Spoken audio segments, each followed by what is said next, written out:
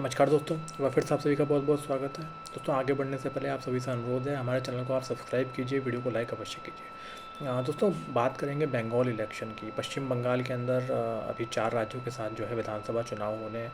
और दोस्तों, ऐसा माना जा रहा है कि लगभग तीसरे मई के तीसरे हफ्ते में, मार्च के तीसरे हफ्ते में चुनावों की घोषणा हो जाएगी। आचार संहिता लागू हो जाएगी और चुनावों की तारीख की घोषणा हो जाएगी।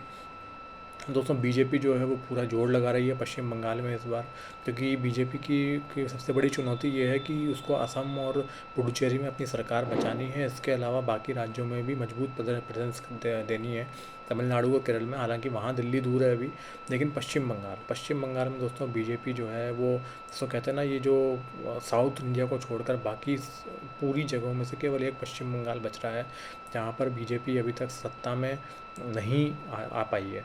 तो बीजेपी इसके लिए पूरा जोर लगा रही है। लेकिन दोस्तों, क्या बीजेपी के लिए ये इतना आसान होगा? बीजेपी ने जो है एक तरीके से कई प्रयास किए हैं, अपना संगठन बढ़ाया है। लेकिन दोस्तों, और इसके अलावा वो इस बार एक अलग रणनीति उन्होंने अपनाई है कि वो ममता बनर्जी जो हैं पश्चिम बंगाल के मुख्यमंत्री, उन पर डायरेक्ट हमला नहीं कर रहे हैं।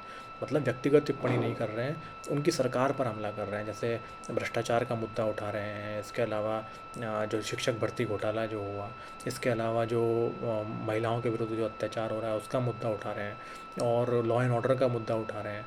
और जो जिसको कहते हैं ना, उद्योग धंधे नहीं है, एक तरीके से डेवलपमेंट नहीं हो रहा है, तो लोगों को रोज़गार नहीं मिल रहा है, इसका मुद्दा बीजेपी उठा रही है। लेकिन दोस्तों, फिर भी बीजेपी के लिए बहुत ही मुश्किल होगा ममता बनर्जी का पार पाना, क्योंकि ममता बनर्जी जो है वो, जिसको कहते हैं ना, ग्राउंड से जुड़ी हुई नेता है। उनको, जिसको कहते हैं, भाई बंगाल के लोग फाइटर दीदी के नाम से जानते हैं। और उनकी उन्होंने छवि बनाई है, उन्होंने स्ट्रीट पर लड़कर उन्होंने छवि बनाई है लेफ़्ट के खिलाफ लड़कर। लेफ़्ट का शासन, 35 साल के शासन को उखाड़ कर वो आई हैं। हालांकि एंटी इनकम्बेंसी उनके खिलाफ होगी, 15 साल की एंटी इनकम्बेंसी है। लेकिन फिर भी मुझे ऐसा लगता है कि जिसको कहते हैं ना कि भारतीय जनता पार्टी को जो है बहुत मेहनत करनी पड़ेगी, क्योंकि एसआईआर अभी हुआ है, उसमें काफ़ी नाम कटे हैं अभी आके। और हो सकता है राष्ट्रपति शासन भी लग जाए अभी बंगाल के अंदर, क्योंकि कुछ कहा नहीं जा सकता, क्योंकि काफ़ी नामों की स्क्रूटनी होना बाकी है अभी। लगभग 60 लाख नाम है। लेकिन दोस्तों, मुझे ऐसा लगता है कि इन सब के बावजूद भी बीजेपी को बहुत मेहनत करनी होगी बंगाल का किला भेजने में।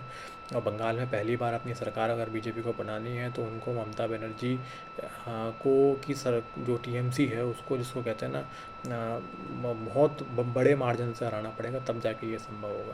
दोस्तों, कैसा लगा आपको ये वीडियो? हमें कमेंट करके जरूर बताइए। नमस्ते, जय हिंद।